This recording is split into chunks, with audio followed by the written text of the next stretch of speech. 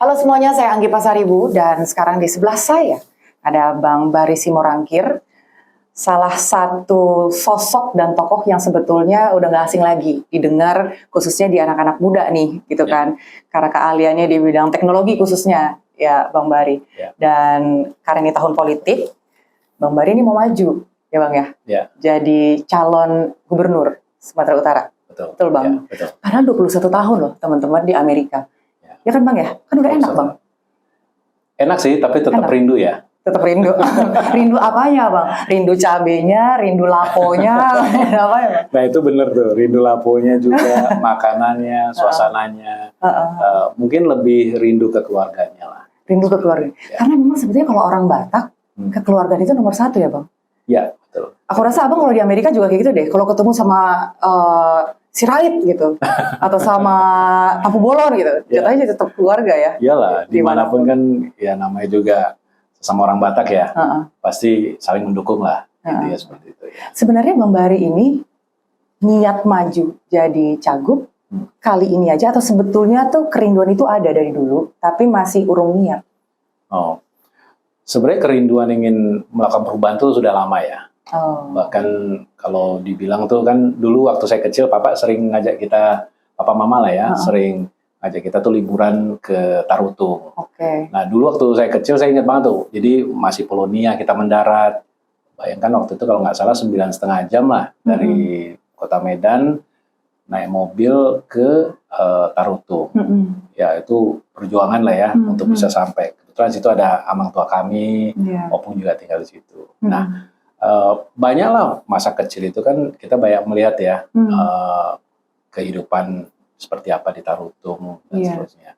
Banyak pertanyaan-pertanyaan saya juga tuh. Salah satunya nih waktu kecil saya suka nanya nih, Pak itu besar banget ya gedungnya gitu. Rumahnya memang kaya-kaya gitu ya yang di Tarutung. Lalu Papa bilang, bukan itu tugu peringatan itu. Tugu peringatan. Jadi kayak makam lah ya. Makam yang dijadikan tugu. Lalu saya tanya, yang sebelahnya itu rumah orang gitu. Nah itu baru rumah orang tinggal gitu. Dan pada saat saya kecil pun saya banyak bertanya tuh, kenapa banyak tugu yang jauh lebih mewah dibandingkan tempat orang atau rumah yang sebenarnya masih ada kehidupan di situ. Seperti itulah kira-kira. Itu akhirnya jadi triggernya Bang ya? Salah satunya. Abang tuh pengen berkontribusi untuk memajukan si Provinsi Sumatera Utara ini khususnya untuk masyarakatnya. Kalau yang Abang lihat sendiri sebenarnya sekarang gimana sih Bang? Sumut itu? Sumut sebenarnya tentunya banyaklah kemajuannya karena bagaimanapun juga banyak program-program yang sebenarnya kita sudah melihat. Tapi di tempat-tempat yang saya kunjungi itu seperti stagnan lah.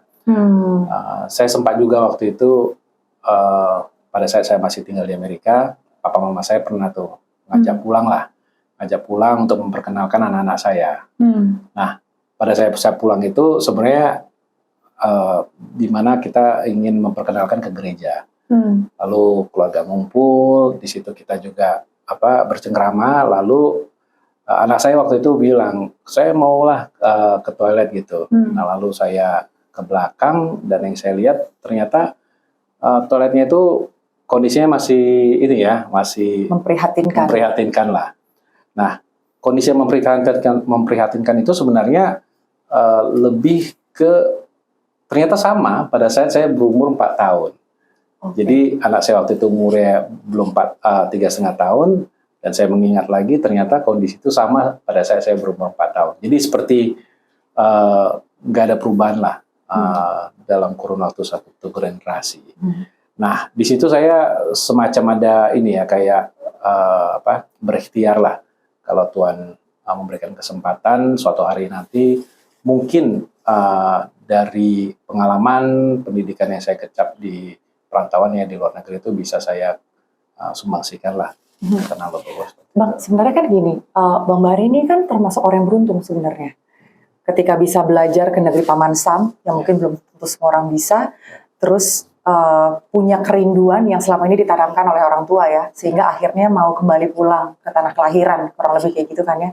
Terus mau membawa semua bekal dan semua ilmu untuk memajukan kembali Sumatera Utara gitu kan. Tapi kenapa nggak jadi pengusaha aja Bang? Kan kalau jadi pengusaha jadi penopang gitu kan ya. Bukannya itu lebih lebih mudah Bang Bari. Sementara Abang sudah mengecap berbagai bentuk birokrasi yang jauh lebih baik daripada Indonesia. Di sini Abang harus berhadapan tuh dengan birokrasi yang bertele-tele, tumpang tindih kebijakan. Itu bukannya jauh lebih kayak makan dalam ya Bang, kalau kata orang tua zaman dulu gitu kan. Iya. Jadi pengusaha sudah pernah juga. Tentunya kan sebenarnya kembali lagi kan, saya yakin tuh di setiap hati, setiap manusia itu adalah semacam lubang yang harus diisi. Lubang itu sebenarnya adalah bagaimana kita diciptakan untuk care tentang sesama kita.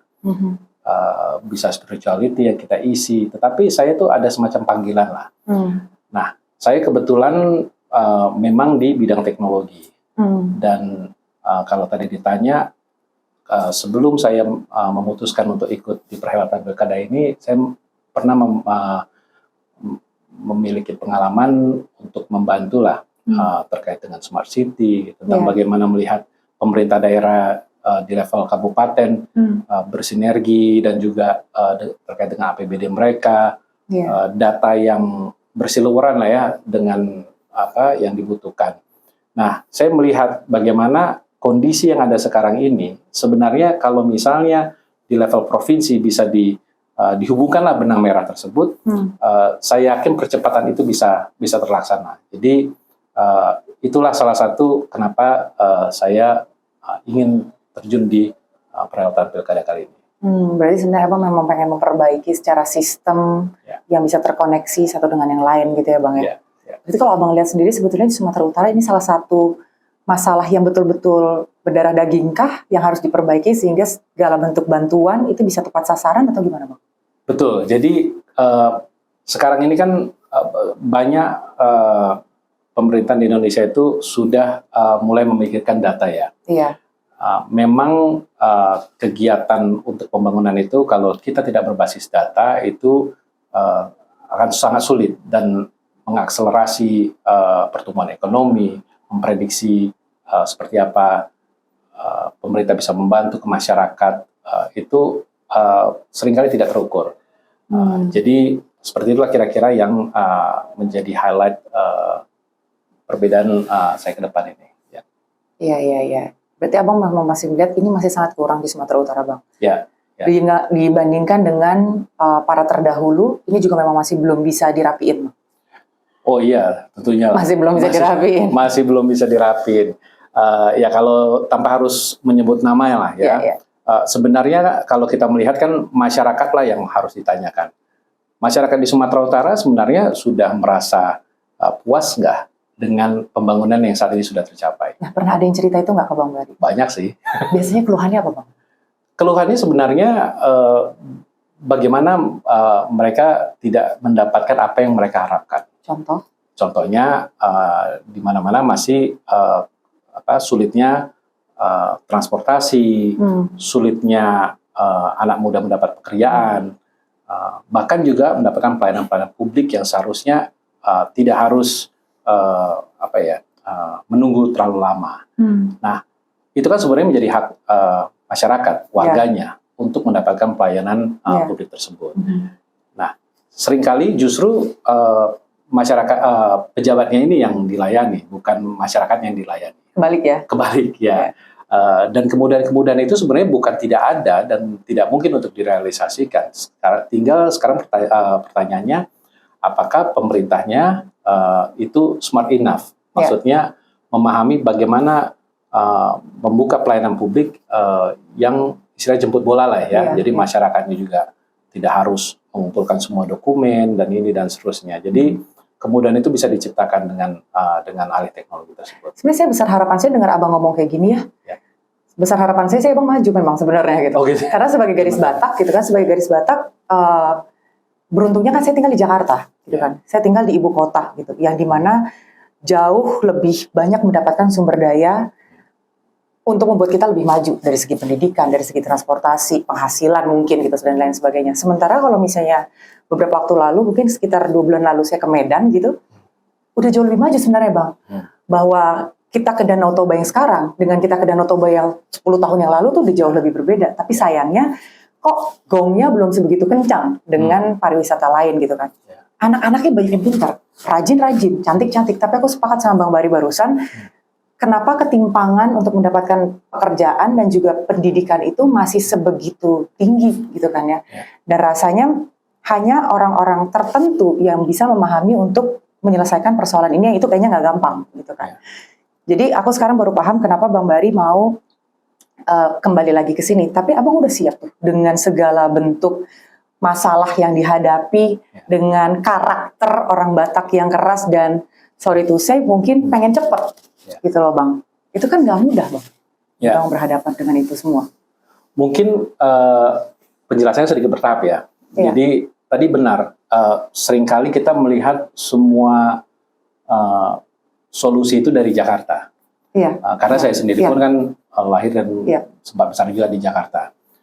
Tetapi pada saat kita turun mulai dari Kepulauan Nias ke banyak tempat di dataran tinggi Pantai Timur dan banyak kabupaten di Sumatera Utara, kita akhirnya melihat banyak sekali permasalahan yang tidak komprehensif untuk dicarikan solusinya. Nah, sebenarnya wawasan kita itu, maksudnya melihat lah ya, kalau saya kan istilah gini, begitu kita ingin menerapkan teknologi, sebenarnya kita harus mengetahui permasalahannya dulu. Nah, seringkali kita tidak mengetahui akar permasalahan. Jadi langsung ngomongin tentang teknologi yang ujung-ujungnya pengadaan, bukan itu sebenarnya. Saya itu lebih ingin mengetahui sebenarnya akar permasalahan seperti apa. Ya, salah satunya berbincang dengan masyarakat. Salah satunya adalah mendengar apa yang saat ini sudah dilakukan dan apa yang tidak berhasil dicapai. Jadi belajar dari pengalaman pendahulu kita yang mereka coba usahakan dan ternyata gagal. Nah, kita nggak akan melakukan hal yang sama gitu. Kalau misalnya melakukan hal sama ya kita nggak cerdas saja gitu. Tapi kita mencari cara lain, metode lain. Nah, membuka komunikasi dengan masyarakat, sebenarnya banyak yang pintar di Sumatera Utara, saya yakin. Diaspora kita juga banyak yang sudah melanglang buana, bahkan sudah mencapai istilahnya mau PhD, mau apapun itu tapi kan mereka juga sebenarnya rindu juga, tapi tidak ada space untuk mereka ini untuk bisa berkontribusi. Nah, komunikasi inilah yang nantinya akan kita tumbuhkan, kita mudahkan diaspora lah untuk bisa terlibat di dalam hal ini. Nah, kalau misalnya tadi pertanyaannya, apakah saya siap? Sebenarnya kan banyak pihak menginginkan Sumatera Utara itu untuk lebih maju dari kondisi saat ini. Tapi pergesekan politik, baik itu yang dinamis maupun ya kita tahu lah ya, mulai dari Pilpres kemarin, memang orang jadi jadi saling kuat-kuatan gitu.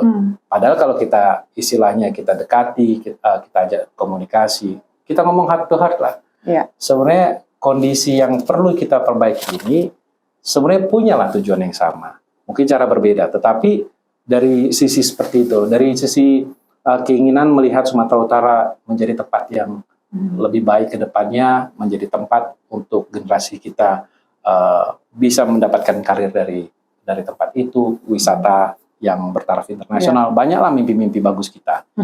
Itu hanya akan bisa tercapai pada saat semua pihak memiliki visi yang sama, adalah untuk kebaikan Sumatera Utara. Jadi saya bukan istilahnya langsung saya yang harus mendengarkan saya dan seterusnya, tetapi lebih bagaimana kita duduk bersama untuk mencarikan solusi. Nah, ini menarik karena pada akhirnya aku mau bicara konkret soal rencana abang nih gitu. Yang pertama tadi, kalau aku bisa simpulkan itu dari segi teknologi gitu kan, dari IT-nya. Bagaimana sistem itu semuanya bisa, database itu bisa ada, semua bisa dirapikan, bagaimana nantinya bisa terlihat siapa yang membutuhkan apa, bantuan itu bisa betul-betul tepat pada sasaran gitu kan ya. Terus yang kedua tadi bicara soal SDM. Gitu kan, kita bicara soal SDM, bagaimana kita berkompetisi nanti udah bukan cuma dengan sesama kita, tapi juga dari diaspora dan juga dari warga negara asing, katakan demikian. Sementara banyak anak-anak gitu kan, yang mungkin gambar dirinya tuh belum sempurna bang. Gambar dirinya belum sempurna, orang tua merasa daripada kamu sekolah, kamu kerja deh di pasar atau kerja deh di mana gitu kan. Sementara pendidikan itu nomor satu gitu kan ya, modal. Nah ini gimana rencana abang supaya anak-anak gitu kan, supaya masyarakat Sumatera Utara bisa mendapatkan pendidikan yang layak dan bisa lulus sebagai sarjana setinggi-tingginya bang? Rencana abang apa bang? Rencana saya adalah sebenarnya ini keluarga ini ya yang perlu kita sentuh hatinya. Saya ingat dulu pada saat di generasinya papa mama saya itu nggak ada yang mustahil bagi orang tua untuk menyekolahkan anaknya. Betul. Bahkan bapak saya dulu dari yang keluarga sangat tidak mampu, akhirnya bisa menyelesaikan studinya di kedokteran di Jakarta. Nah, hal ini kan artinya ada mindset yang kalau bisa dibilang tuh sedikit bergeser lah. Jadi sekarang pragmatis lah. Ya udah kalau misalnya nggak ada ini aja nggak mau lakukan. Tapi sebenarnya kan ini yang harus kita coba sentuh. Saya pada saat berkeliling 2-3 minggu yang lalu itu saya bersama istri itu menemukan inilah momen saat dimana ada anak kecil, kita tanya, kamu sekolah udah kelas berapa? Lalu dia sampaikan, oh saya tidak sekolah lagi pak, kata dia gitu. Kenapa kamu nggak sekolah? Karena mama saya bilang saya bodoh gitu. Kasian, umur berapa itu bang? Nggak, mungkin 9 tahun. Jadi saat dia umur 9 tahun saja, dia udah terdoktrin kalau dia bodoh. Dan itu dari orang yang sangat dekat dengan dirinya. Jadi di situ saya sedih lah ya, sedih dalam artian, wow. Maksudnya kalau kita dibilang bodoh sama orang yang nggak kenal kita masih mending lah ya. Ini sama keluarga sendiri. Lalu saya sama istri berusaha untuk meyakinkan dia, tidak ada orang yang boleh menyebut diri kamu bodoh. Memang sakit, tetapi kamu harus percayalah kalau kamu harus menyelesaikan tingkat di mana kamu harus menyelesaikan. SD, SMP, SMA. Memang per hari ini, uang kuliah, uang sekolah itu kan tidak murah ya. Betul. Nah, pemerintah akan hadir dalam artian seperti ini. Tetapi ada juga sisi di mana keluarga itu harus bersama-sama dengan putra-putri mereka. Mereka tahu nih, ya udah yang penting kamu lulus sekolah lah. Karena kalau misalnya beasiswa itu ada di level SMA mau masuk sarjana, kan nggak mungkin akan bisa kalau misalnya SD-nya nggak lulus atau SMP-nya tidak diselesaikan. Nah, level inilah yang mau tidak mau kita harus berkomunikasi dari keluarga, tempat ibadah, dimanapun di Sumatera Utara, untuk tetap terus memprioritaskan anak-anak kita untuk tetap duduk di bangku sekolah. Nah, bantuan itu akan ada. Nah, prestasi inilah yang akan kita genjot. Sosialisasi program-program pemerintah mulai dari SD ini tidak boleh putus. Karena pada saat mereka mengetahui akan ada pertolongan di ujungnya, saya rasa mereka tidak akan give up juga, baik itu dari keluarganya maupun dari siswa-siswi tersebut. Ya, berarti sebenarnya program untuk membangun keluarga yang cerdas ya. Supaya keluarga memang benar sih bang. Semua kan kembali lagi ke orang tua. Kalau orang tuanya udah give up, kalau dulu papa saya selalu bilang lebih baik saya nggak makan daripada anak gua nggak sarjana gitu. Kan kayak gitu kan. Tapi memang benar semuanya tuh bermula dari keluarganya dulu. Dan bahwa sekarang ini sangat sedikit bang memang program yang menyasar keluarga. Karena baik buruk suatu generasi itu kan tergantung keluarga ya. Gitu. Jadi I really impressed by how you analyze, dan itu kembali ke keluarga. Hanya memang butuh proses sih memang bang. Tapi bukan berarti nggak mungkin. Saya ingin menyampaikan satu hal lagi. Dengan adanya teknologi ini sebenarnya ini pedang bermata dua. Jadi kita lebih well connected, tetapi kita lebih isolated. Itu benar sih. Jadi well connected, saya punya teman di semua negara, tapi tiba-tiba dia nggak ngomong sama sebelahnya karena lebih terfokus dengan smartphone mereka. Sebenarnya ini juga yang prevention juga lah kalau menurut saya. Jadi sebenarnya banyak anak-anak sekarang itu mereka juga kurang pede karena mereka tidak biasa ngobrol dengan sesama mereka secara offline lah. Nah, ini juga kenapa saya ingin agar anak-anak muda ini punya tempat, punya fasilitas, supaya mereka bisa datang untuk berolahraga, untuk berkebudayaan, untuk ada wadahnya untuk mereka kumpul. Nah, banyak tempat-tempat sebenarnya itu kan tidak memungkinkan. Tapi banyak juga daerah yang luasan tanahnya itu masih bisa dibangun fasilitas seperti itu. Bayangkan kalau misalnya di level kecamatan itu ada lapangan bola, ada misalnya fasilitas budaya tari-tarian yang bisa dilaksanakan. Ini kan sebenarnya bagaimana pemerintah daerah, pemerintah di sini hadir kepada masyarakat membuat fasilitas tersebut. Lalu bekerja sama dengan komunitas yang ada di daerahnya untuk bersama-sama mengelola tempat tersebut. Jadi mulai dari bela diri, mulai dari komunitas yang building karakter ya, itu bisa memakai olahraga, mencari bibit-bibit unggulan lah. Paling nggak secara karakter mereka lebih percaya diri lah gitu kan. Olahraga, karena outlet-outlet seperti ini kan sebenarnya perlu untuk anak-anak. Emang nggak ada sama sekali, Bang? Ya, masih minim ya? Sangat minim lah. Kalau ada atau tidak ada pasti ada, tetapi minim. Dan ini kan kalau tidak dibantu secara terstruktur, ini kan nggak jadi apa-apa juga gitu. Jadi kesannya tuh masyarakat ya kalau misalnya kebetulan komunitasnya proaktif, ya mungkin ada. Tetapi kalau misalnya tidak proaktif, ya mungkin entah kemana anak-anak itu mencari tempat untuk beraktivitas kan sangat minim. Kalau misalnya memang membutuhkan wadah kayak gitu ya Bang ya, berarti harus ada tempat-tempat yang disiapkan atau memang sebenarnya sudah ada tapi belum dimaksimalkan kalau di Sumatera Utara sendiri? Banyak yang tidak ada.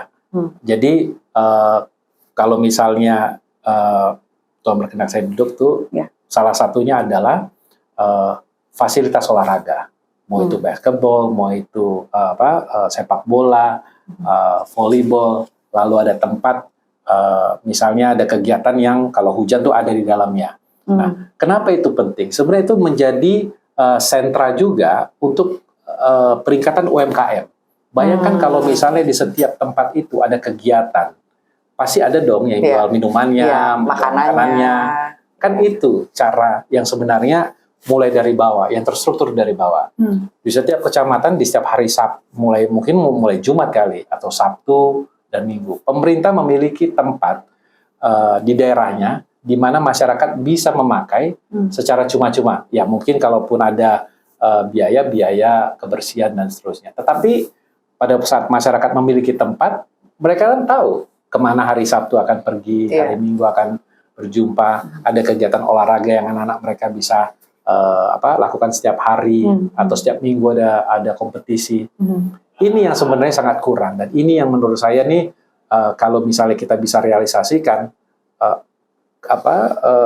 masalah anak-anak muda sekarang yang kita tahu juga tidak memiliki outlet, itu mereka bisa mendapatkan tempat berkumpul dan mencari kegiatan yang lebih positif seperti itu. Jadi sebenarnya nanti juga perlu sinergi ya dengan kementerian terkait gitu kan ya. Kepemudaan olahraga dan juga aku percaya Bang Bari punya jaringan cukup besar gitu kan ya untuk memanggil mereka-mereka memang yang hatam di situ untuk jadi daya tarik. Jadi itu kan kita pasti akan butuh yang namanya coach, butuh pelatih gitu kan.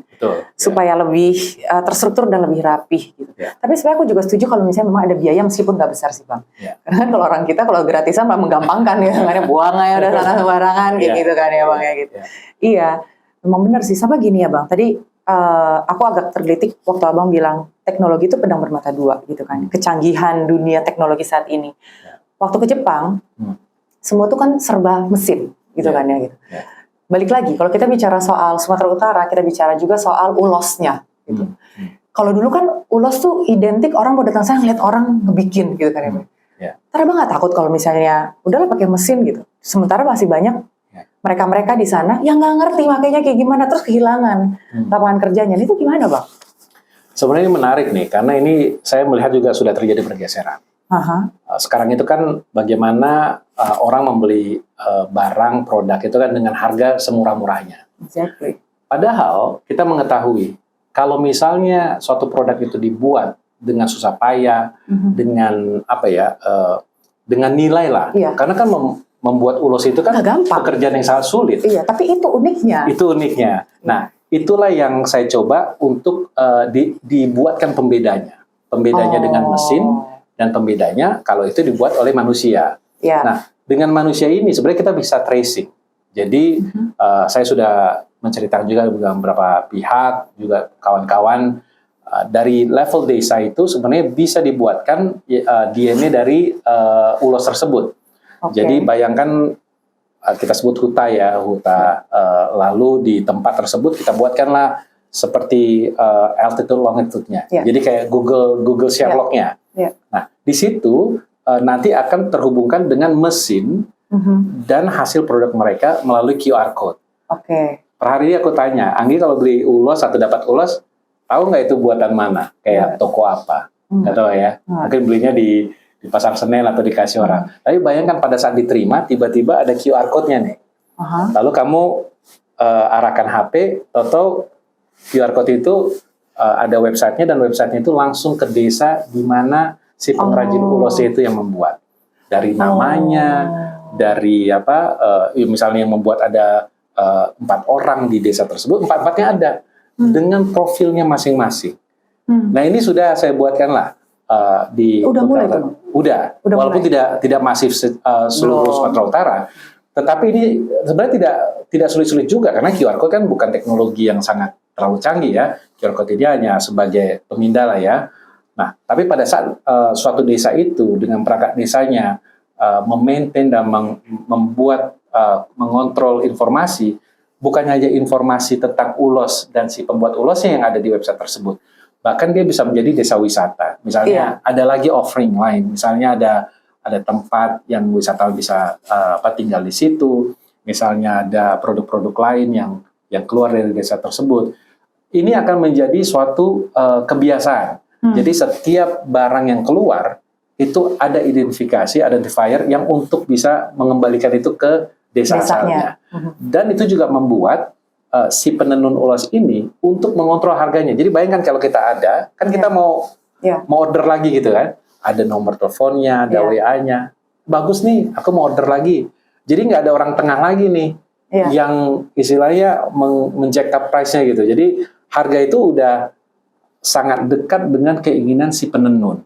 Selama ini kan penenun dijual lah di bulk, ya kan? Jadi banyaklah orang tengahnya. Nah, bayangkan kalau misalnya dari si penenun langsung diterima oleh yang membelinya. Ini kan pasti ada harga yang dihemat dan bisa dinaikkan berhubung permintaan tersebut harganya lebih tinggi. Seperti itulah. Jadi supply demand itu sangat dimungkinkan untuk mensejahterakan penenun tersebut.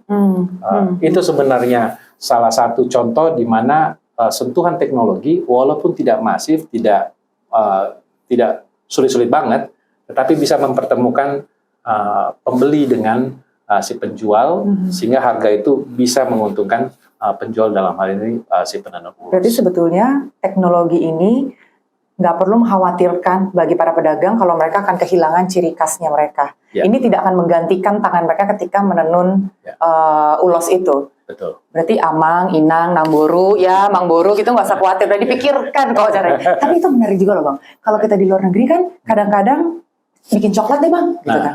Orang bikin coklat, kita datang ke sana, kita bayar. Ya kan, ini juga nggak nutup kemungkinan turis datang mancanegara melihat bagaimana caranya. Lo nggak perlu bikin deh persis, tapi you know how to make it. Lo bayar deh $100 misalnya kayak gitu kan. Betul. Udah masuk lagi ke pariwisata Sumatera Utara gitu kan ya. Bayangkan kalau misalnya ada pesta, kita dikasih ulos, lalu ada QR code-nya. Mungkin orang ini pernah nggak kalau misalnya kayak baju yang saya pakai nih, baju yang saya pakai, ini beli di mana ya gitu ya? Dibuat di mana? Dibuat di mana ya? Dibuat di mana? QR. Begitu ada QR code, ternyata buatnya di desa ini. Kan kita jadi mau tahu siapa sih yang bikin ulos kita. Nah, suatu hari kita udah ngeliat, oh bagus juga nih desa. Jadi dari sisi desanya dia bisa nih ngasih keindahan alamnya lah, foto-fotonya. Kan jadi ada intrik. Bayangkan yang saya pakai, ternyata saya bisa melihat wajah-wajahnya. Oh ini ternyata bagus juga nih. Tapi aku kayak gitu memang Bang. Kenapa? Aku kayak gitu memang. Jadi kalau misalnya mama pulang dari Nusa Tenggara atau mana gitu kan suka bawa tenun apa kan gitu kan. Mungkin belum nyampe ke QR ya Bang ya. Tapi jiwa curiousnya anak-anak muda lah gitu. Kok lucu ya nih, beli di mana ya? Cari dulu deh di Instagramnya ada nggak? Jadi kan kita tahu, oh belinya di sini. Kalau dengan QR code, tapi kalau itu kan bingung kan, apa sih nih boxnya namanya apa sih? Gitu. Kalau itu dengan QR code, trek gitu kan udah ketahuan ya gitu. Jadi meminimalisir adanya perantara untuk markup harga dan merugikan pedagang sebenarnya. Dan itu juga sebenarnya kan ada PR juga UMKM. Banyak kan kalau misalnya tiba-tiba si pembeli ngasih tahu nih ke saudaranya, beli aja nih di kampung sini misalnya. Nah yang di sini juga akan ada istilahnya tuh kayak gimana supaya smart packagingnya itu jadi ada. Benar. Kan mereka mau belajar lagi. Jadi saling meningkatkan lah. Ini permintaannya ini. Nah pemerintah sebenarnya bisa masuk di situ, mengembangkan UMKM dan ini kerjasama lah ya. Bagaimana mengkoneksikan the dot. Nah selama ini kan prospek solusi itu kan kayak terpilah-pilah lah. Jadi mereka tidak terintegrate. Tapi bayangkan kalau misalnya dari kampung itu sendiri, dari tempat di mana ulos itu dibuat sendiri, itu mereka sudah mengetahui, oh kalau nggak rapi nih, nggak ada yang beli nih. Kalau packagingnya nggak bagus, nggak cantik, nggak ada yang tertarik nih. Jadi mereka mau tidak mau akan meningkatkan produksi mereka, dan bagaimana hasil akhir itu memiliki nilai yang lebih tinggi dari sebelumnya. Berarti abang udah mikirin sampai sejauh itu ya, memikirkan bagaimana SDM lah khusus kita bilang ini, para pedagang, para petani gitu kan, kita belum lagi bicara mereka yang berkebun gitu kan ya, supaya hasilnya mereka ini betul-betul bisa dinikmati sampai di end consumer ya, karena kan gak ada kemungkinan juga loh bang, banyak pemain yang langsung mencaplok di tengah, mereka kan nggak tahu apa-apa gitu kan, akhirnya iya kan. Kayak contoh juga kemarin kita ke Sidikalang. Sidikalang ini kan sangat terkenal dengan kopinya. Nah, kopi-kopi ini ternyata sekarang udah banyak nih pohon-pohonnya ditebangin. Saya nggak tahu juga ya. Tapi sayang banget gitu. Kenapa ditebang? Wah, saya nggak tahu juga. Banyak diganti dengan jagung. Tanaman jagung lah. Jadi sekarang udah mulai marak lah. Nah, maksud saya kalau di tempat-tempat kayak di misalnya tuh winery lah di California, di Italia, di Prancis, itu kan kalau udah winery-nya ada sukses itu udah ratusan tahun tuh. Apa maksudnya pokok tanaman anggurnya itu kan itulah yang sangat berharga. Bahkan itu kalau saya rasa udah dikerangkeng kali. Iya, benar-benar. Nah itu juga jadi wisata mereka. Itu jadi wisata mereka. Mereka bisa nyobain juga bedanya apa wine A dengan wine B tahun sekian. Berarti ini abang juga pikirin arahnya ke sana. Saya mikirkan kenapa di tempat kita di Sidikalang yang sudah notabene itu dicari dari seluruh dunia, kenapa tadi sekarang sudah nggak ada? Artinya kan perlu nih ada penguatan pengetahuan. Kalau kopi yang dihasilkan di suatu tempat itu sebenarnya apa ya, beda dengan tempat-tempat lain. Dari tanahnya, ya kan, dari historinya. Tetapi kenapa dengan mudahnya diganti dengan tanaman lain? Nah, artinya pemerintah tuh perlu hadir, menjelaskan, kalau perlu membridgingkan hasil panen mereka, sehingga mereka tahu nih, ini loh yang istilahnya itu apa ya, dilindungi oleh pemerintah, sehingga hasilnya itu kalau harganya sedang jatuh itu ditopang. Berarti bukan cuma sekedar mengkapitalisasi sumber daya ya, tapi betul-betul semuanya harus bersinergi. Kopi kelebihannya apa? Jangan ditutup diganti sama jagung, gitu kan ya. Karena memang udah cocok di situ. Udah cocok di situ. Jagung misalnya lagi peminatnya lagi sedikit ya, bukan berarti ini harus dimatikan, ditiadakan, gitu ya bang ya. Absolutely. Nah, pemikiran wawasan seperti ini kan masyarakat perlu dibantu. Dan kita juga perlu juga mengajak bagaimana misalnya dari sisi pengusaha. Ini loh yang ada sekarang. Nah, mereka juga bisa tahu memang benar di satu tempat, hanya di tempat sinilah bagusnya. Dan dia mau tidak mau akan membantu juga untuk merealisasikan hal tersebut. Karena kan gini, kalau di bidang pertanian kan ada saat di mana itu mulai ditanam sampai nanti menghasilkan, itu kan mereka nggak punya penghasilan. Ya kan? Padahal kalau kita ketahui petani memiliki kebutuhan pokok. Ya mereka juga perlu makan setiap hari, menyekolahkan anaknya, kalau anaknya sakit perlu berobat, perlu biaya lah. Nah ini kan harus ada pemasukan mereka, harus ada yang membiayai kebutuhan-kebutuhan ini. Padahal mereka belum menghasilkan. Nah itu gimana bang? Nah itulah makanya kenapa pemerintah perlu hadir. Kan membridgingkan, merealisasikan projection inilah yang sebenarnya perlu uluran tangan dari pemerintah untuk memastikan begitu mereka mau menyatakan seperti tadi, kopi bagus dari Sidikalang, apapun caranya. Nah, pemerintah melihat, mendukung, pasti disediakan fasilitas itu. Misalnya pinjaman yang rendah bunga. Kalau misalnya ini menjadi prioritas pemerintah provinsi, misalnya, ya itu menjadi semacam affirmative action-nya lah. Jadi siapa yang mau buka lahan untuk kopi di satu tempat, misalnya, kemudian itu akan diberikan. Benar. Yang terakhir nih bang. Sekarang ini kan dunia tuh lagi teriak. Tadi kita udah bahas soal sekolah.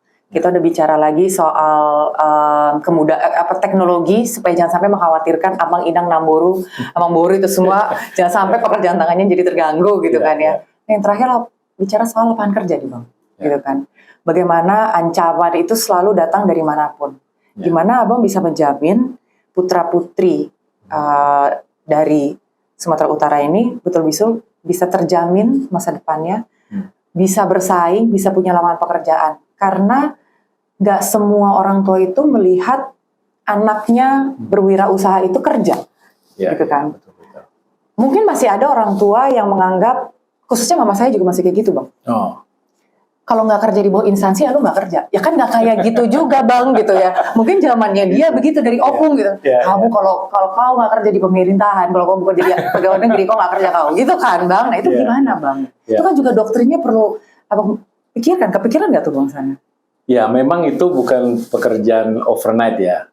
Bukan pekerjaan overnight. Tapi gini lah, ini kan kolaborasi bahkan dari sisi pengajarnya juga. Jadi ekosistem itu mulai dari guru kita, pendidikan, sebenarnya kan kreativitas itu kan yang harus dikedepankan untuk masa-masa mendatang.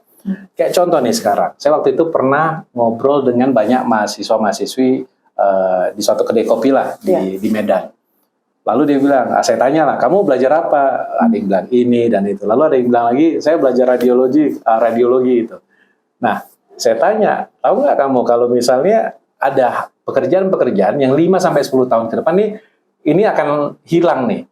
Karena adanya teknologi artificial intelligence, hal-hal yang sebenarnya sudah bisa digantilah dengan mesin maupun robot. Dia nggak tahu gitu. Artinya kan perlu banyak nih wawasan yang mereka harus terima. Kita nggak bisa melihat Sumatera Utara itu hanya penggalan dari suatu daerah.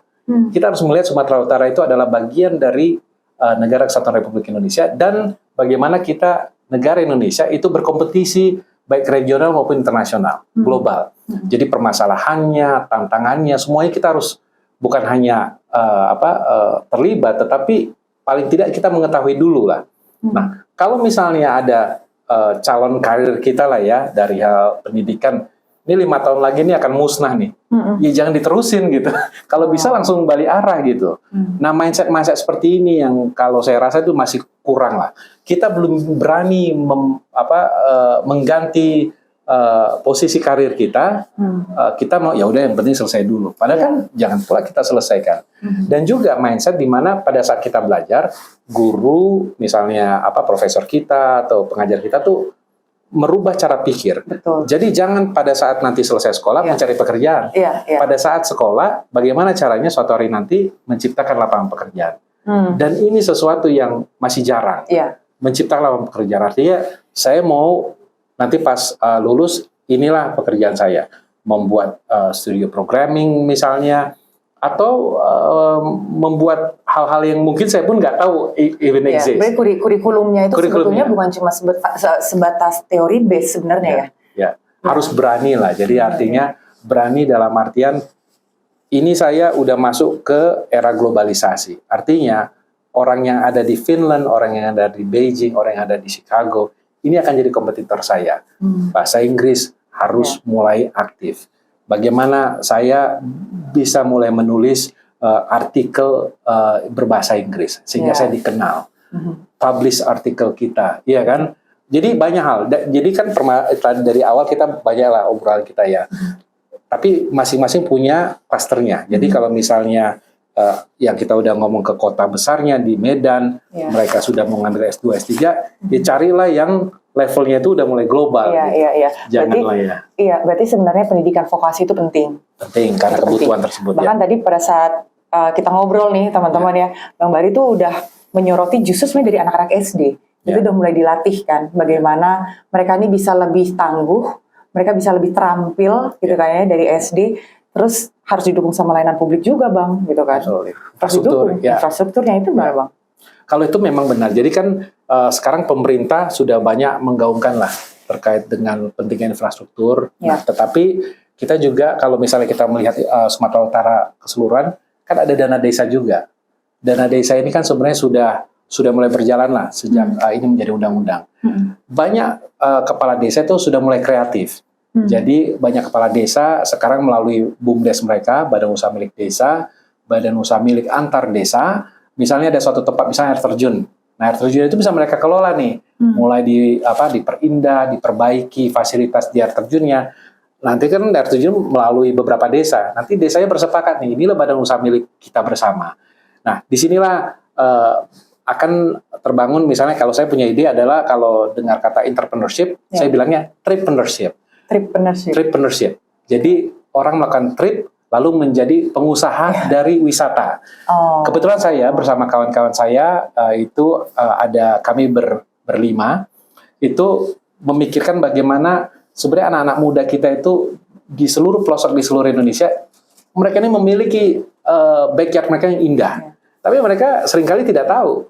Jadi pada saat mereka mencari pekerjaan, sebenarnya ladang pekerjaan mereka itu adalah bagaimana mengkapitalisasi keindahan alam mereka. Jadi di Danau Toba itu bisa, saya lihat indah banget ya Danau Toba ini. Tapi begitu ditanya, keren ya, ini biasa-biasa aja. Karena mereka melihatnya setiap hari. Tapi bayangkan kalau misalnya kita bisa ngobrol dengan mereka, ini nggak biasa-biasa, ini luar biasa. Tapi bagaimana mengkapitalisasinya? Lalu kita ngobrol lah. Bisa nggak dibuatkan kalau misalnya ada orang datang, itu kalian lah yang jadi tour guide-nya. Jadi aku tahu lah cara ke sana tuh bagaimana lewatnya. Tempat fotonya, ininya. Nah, dia harus bisa membuatkan paket. Misalnya 3 days, 2 nights. Kemana aja 3 days, 2 nights. Lalu misalnya ada orang bilang, saya cuma ada 8 jam di sini. 8 jam kemana aja? Kan nggak mungkin orang luar. Pasti orang yang lokal itu yang tahu. Nah, bayangkan kalau mereka bisa memahami kebutuhan, keindahan alam, yang orang-orang dari luar tempat tersebut tuh ingin tahu ke tempat mana aja mereka perlu makan. Ini yang mindset-mindset seperti ini yang sebenarnya kekuatan kita itu adalah membuat kreativitas anak-anak muda ini benar-benar muncul. Lalu dengan sentuhan teknologi, mereka bisa berkolaborasi, menyiapkan paket maupun services untuk siapapun yang akan datang. Iya, jadi mendukung setiap talenta orang ya. Kayak kalau kita berada di luar negeri kan, orang-orang lokalnya juga yang ngajakin kita pergi ke Eiffel Tower lah, terus kita kemana-mana, kita bayar. Betul. Ya kan, 100 euros misalnya segala macam. Itu juga bisa dilakukan oleh orang-orang di Sumatera Utara yang mungkin selama ini dianggap itu pekerjaan yang nothing gitu ya. Tapi kalau aku dengar dari Bang Bari itu sebenarnya you appreciate every simple things ya. You appreciate every profession yang sebenarnya bisa earn money dari setiap orangnya. Bang sama gini, tadi kan Abang bilang, Abang cerita keluarga tuh di bidang kesehatan ya? Bapak atau ibu? Papa saya. Papa, gitu kan? Dokter. Kalau bicara soal dokter, bicara soal fasilitas kesehatan di Bang gitu. Ini yang terakhir Bang janji gue. Gitu. Gak apa-apa. Janji deh gue. Enggak, soalnya gini loh. Kalau misalnya kita bicara soal calon kepala daerah gitu kan ya, harus diuji gitu. Benar ngerti nggak sih lo? Gitu kan. Semoga bisa menjawab. Iya, puji Tuhannya bisa menjawab sih ya gitu. Bicara soal layanan kesehatan nih Bang, gitu kan. Sebetulnya udah merata belum? Apakah semua ibu hamil bisa mendapatkan layanan kesehatan untuk bayinya sampai lahir sampai sehat gitu kan ya? Atau mereka yang urgent gitu, mereka bisa dapatkan kemudahan-kemudahan nggak sih Bang gitu? Karena kan nggak semua orang bisa punya kemampuan dalam memperoleh pelayanan kesehatan yang terbaik gitu. Sementara mereka yang rakyat kecil, mereka yang menggunakan BPJS katakanlah, seringkali dikebelakangkan gitu loh Bang. Nah itu gimana Bang? Sebenarnya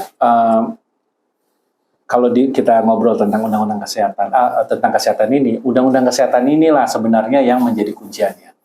Karena seorang dokter itu nggak bisa serta-merta melakukan apa yang kalau tidak ada aturannya. Nah, kesulitan kita sebenarnya di dokter, salah satunya. Jadi ketersediaan dokter di banyak pelosok di seluruh Indonesia ini sangat terbatas sekali. Nah, pemerintah belakangan ini melalui undang-undangnya bagi diaspora yang ingin kembali itu dipermudah lah, tidak sesulit dulu lagi. Nah, kalau kita berbicara mau seperti apa nih Sumatera Utara, sebenarnya ini kita harus memiliki roadmap. Jadi kita memperkokoh layanan yang sudah ada sekarang. Layanan yang sudah ada sekarang sebenarnya kan sudah tersebar secara struktur ya. Jadi Kementerian Kesehatan itu puskesmas kita tuh sudah banyak lah di banyak tempat di seluruh pelosok.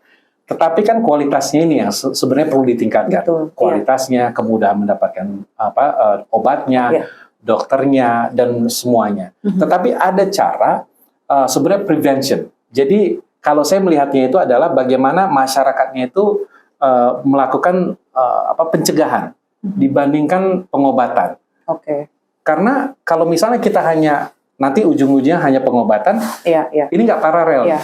Padahal kita nggak mau masyarakat itu sakit dulu.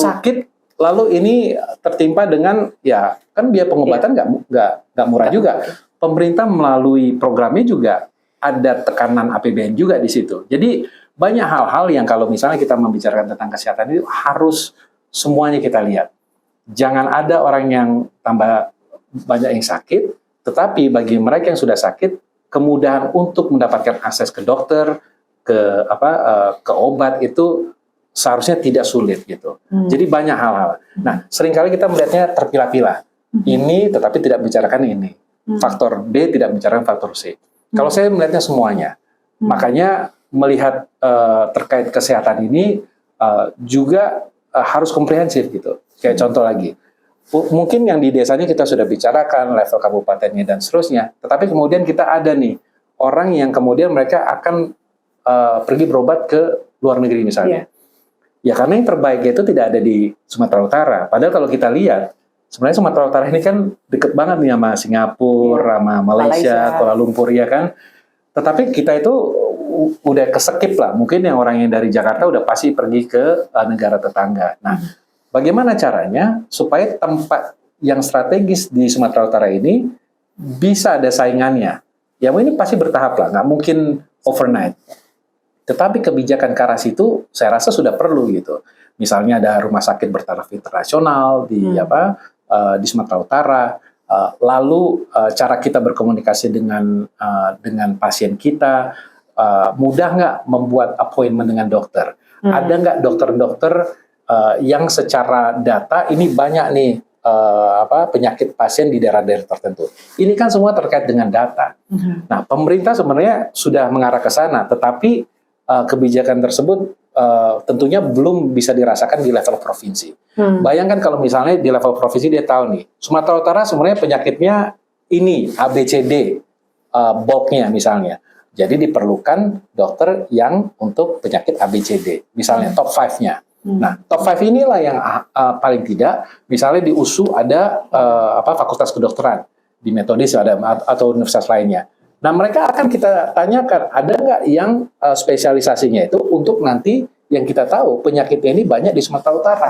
Jadi kita tidak perlu lagi harus dari tempat lain untuk kita berusaha mencari solusi di tempat kita sendiri. Hal-hal ini kan tidak mungkin kalau data itu tidak mudah untuk pertama available dulu, lalu insight tersebut bisa dipakai oleh pemerintah daerah untuk mencarikan solusinya. Jadi misalnya nih, misalnya kamu, misalnya Anggi sekolah kedokteran, saya bingung nih mau ngambil spesialisasinya apa, ambil aja, nggak tahu kan? Kita nggak tahu apa yang dibutuhkan di Sumatera Utara gitu. Jadi kembali lagi kepada pendataan itu ya, Mbak ya. Semua sumber solusi itu ada di pendataan itu tadi ya, supaya abang tahu bagaimana menyusun kebijakan, bagaimana bisa melengkapi tenaga-tenaga kesehatan, obat-obatan apa yang diperlukan, jangan sampai nanti semuanya digerondongin di sana, padahal bukan itu yang dibutuhkan. Betul, serta kemudahan-kemudahan akses untuk masyarakat ya Bang ya.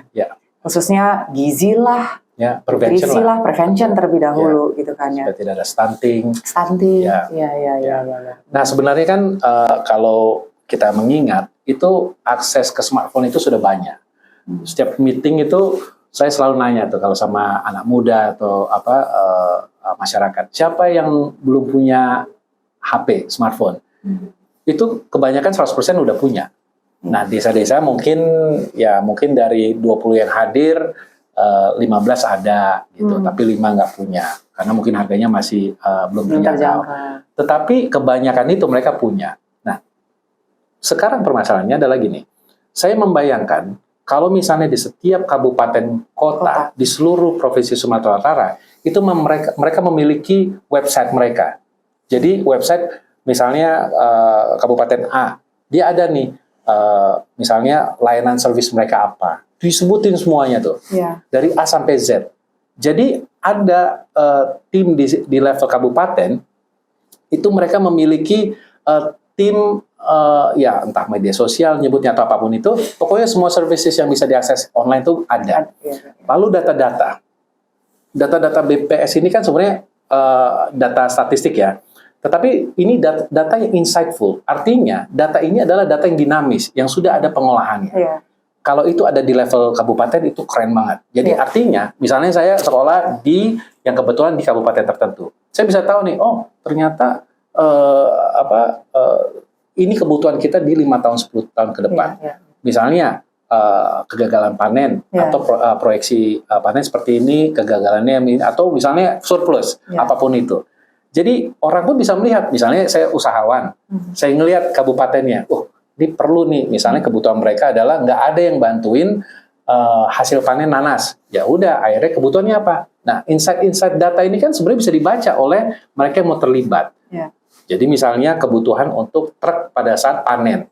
Ya usahawan yang punya truk datang ke tempat tersebut.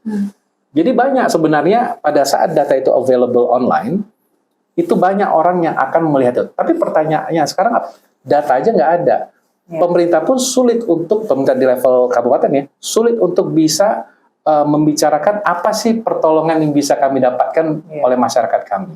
Nah ini sebenarnya yang teknologi sudah ada, website juga bukan hal yang baru juga, tetapi kan fokus ke pemerintah daerahnya itu pada saat mereka berwawasan tentang teknologi, dan berkemampuan untuk menguasai teknologi untuk kesejahteraan masyarakatnya, mereka akan cari cara nih, mencari cara untuk masyarakat luas itu membantu bersama. Iya. Jadi kolaborasi itu sebenarnya mindset-mindsetnya programmer itu sebenarnya. Iya. Ya, secara tidak langsung memang perlu ada pelatihan yang turun langsung untuk bersentuhan dengan masyarakat sih Bang sebetulnya. Jadi kalau aku bisa simpulkan, sebenarnya kerinduan Bang Bari ini, gitu kan, aku simpulkan dari semua pembicaraan kita adalah Abang ini bukan cuma sekedar rindu untuk sekedar terjun, tapi bagaimana melanjutkan pembangunan di Sumatera Utara, membenahi apa yang masih perlu dibenahi gitu kan ya Bang, dari hulu ke hilir sebenarnya kan.